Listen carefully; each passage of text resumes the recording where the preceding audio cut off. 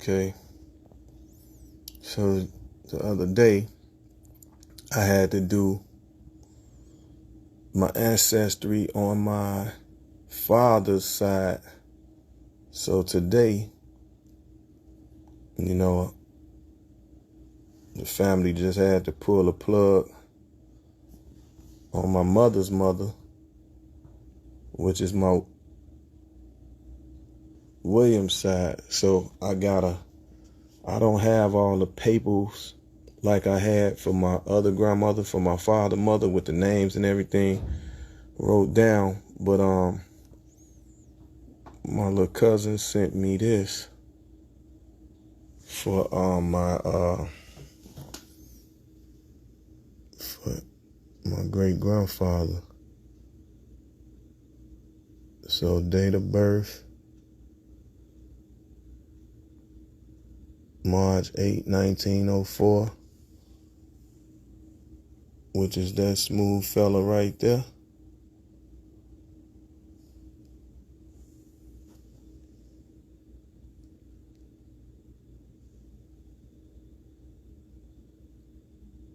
And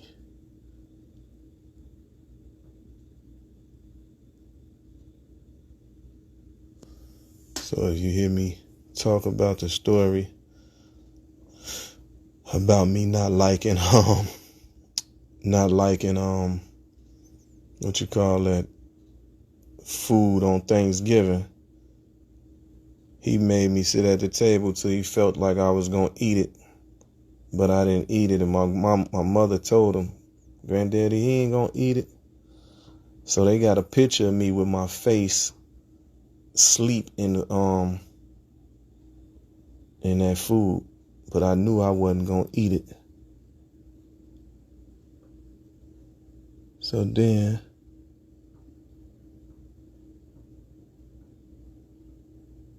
I gotta come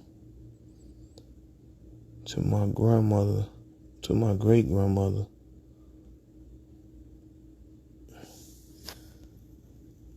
which was his wife. Their birthdays was 2 days apart, but she was born in Kentucky. And then those is some of her siblings, but it was 6 of them. So today was a hard time, but I gotta put my granny to rest. And that's my uncle, her brother. But as y'all can see, 50s and 60s, they wearing chinchilla. Let me get you good, Granny. She got on chinchilla hats, custom leathers, big diamonds. Uncle over there tailored up with that leather on. So that's that Williams side. That's Uncle Junior right there, looking like Snoop Dogg.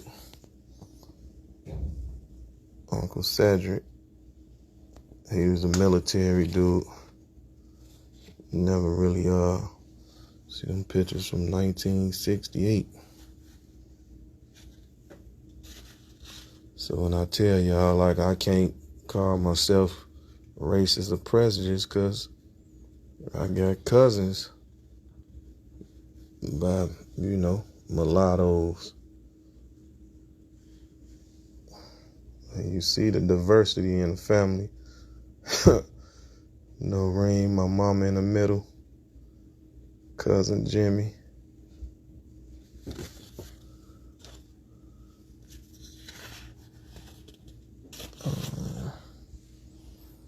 Let me see. That's my auntie Janet and her husband James King. That's my grandmother's sister. And this her son, Jimbo. Clean name there. It's my great grandmother right there.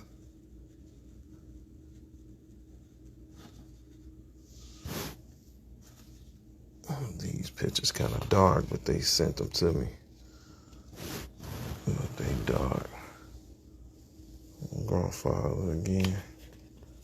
Great grandfather. It's my grandmama. She too windy, Jack. What she got on in frames, but she loved the frames. It's my great grandmother right there. My cousin in the middle, that's who used to braid my hair, and I see she doing her daughter hair.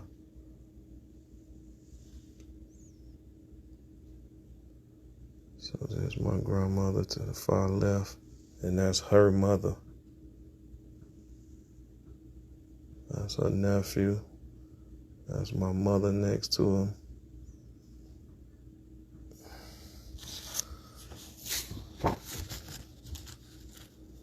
That's my man there, Jack. 68. Coldest uncle one can ever have. He out Columbus, Ohio during that time. And when I keep telling y'all, Scarface, y'all watch it as a movie, I lived it.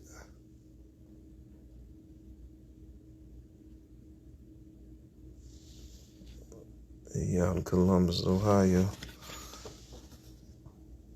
Now this was funny because anybody from Chicago, this Sircon City, and that's my mama. And that's the house we grew up in right there. That she's standing in front of, they townhomes.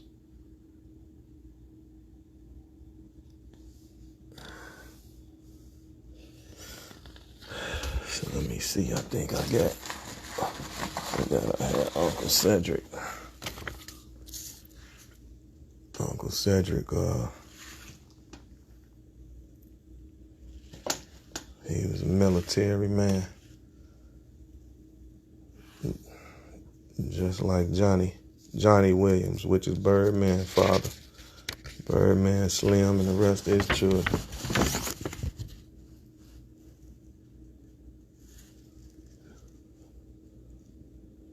December 3rd, 1939.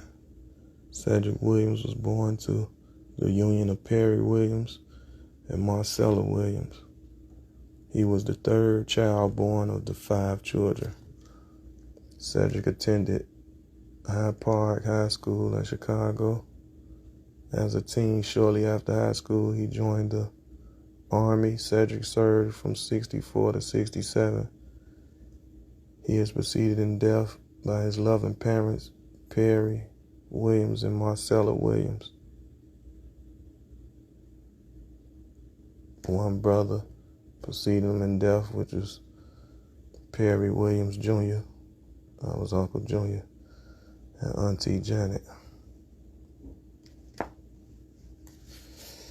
So, you know that picture. Yeah, so I've been on my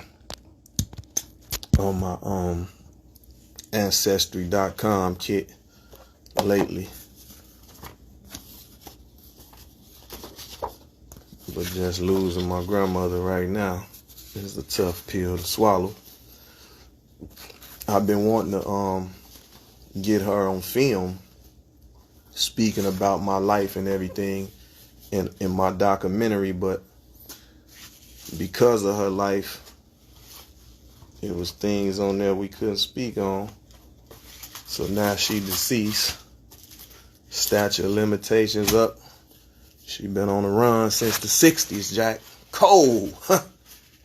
Didn't get snitched on. Ain't nobody rat on her.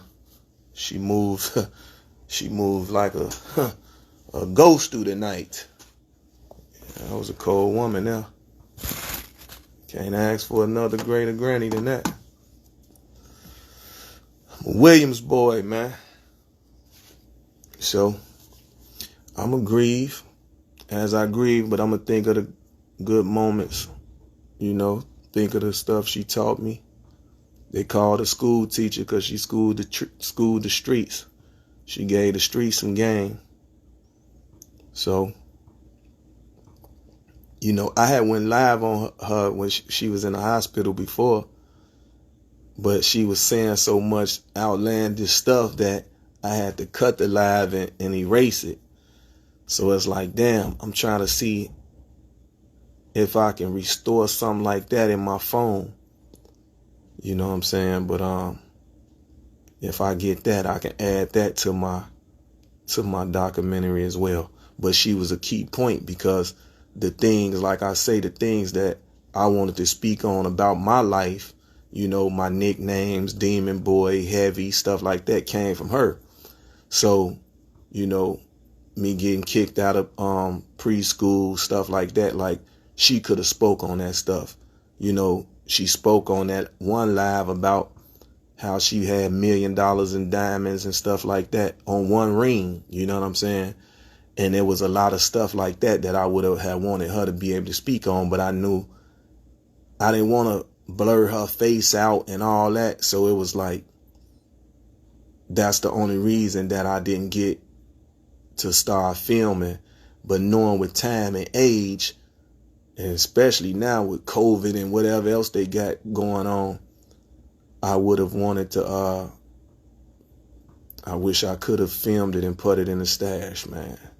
But me being true to the streets, true to the game, and true to her, I didn't want to have this stuff on footage or something, and anything could have happened on my behalf, where it was a raid or anything, you know what I'm saying? And then they find this footage, and they've been looking for her since the 60s. And here they are able to pinpoint her or find out about her on the strength of me, because I want to do a documentary on myself. That was been a selfish move on my behalf. So I stuck to the code and I ain't do it. Like I say, hopefully I can find that footage from that live, and then I can go swing it now. Other than that, you know what I'm saying? They all up in age, they in their 80s. So for me to get my story told on their behalf, it's kind of like you gotta go to them, but it can pass down, because I still got cousins and stuff that can speak on me, and friends that I grew up with. So I'm gonna still get my documentary going. So JoJo Capone's story will be coming soon, Salute to everybody. Like I say, Malaya the rest. School teacher, I love you. And this right here be a part of my documentary, because of course I can save this and put it on my YouTube. So when it's time to, get it going, I can use this. So one love, school. Love you. You're heavy.